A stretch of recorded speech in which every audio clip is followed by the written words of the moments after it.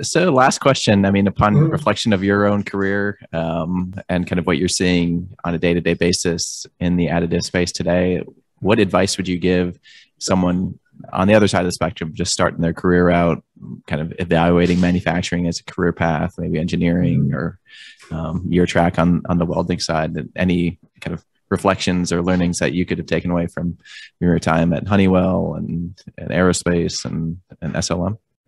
Sure. One is if you want to work in this field,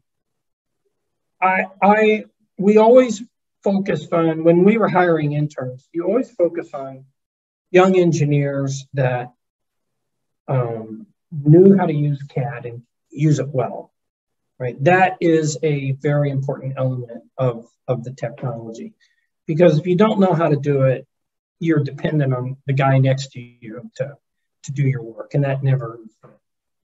You have to be a good communicator, right?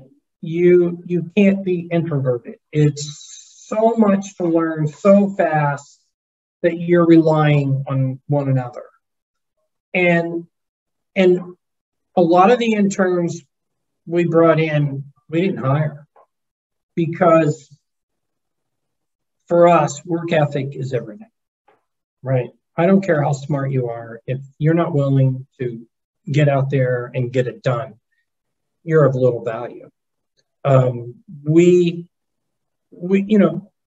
yeah, you might have a master's in engineering or a PhD, but the best way to teach an engineer on how to design with minimal supports is let them go out on the floor and remove the supports off the design they just created, right? You learn pretty quick that you can take 30 minutes out of this process by doing your design differently.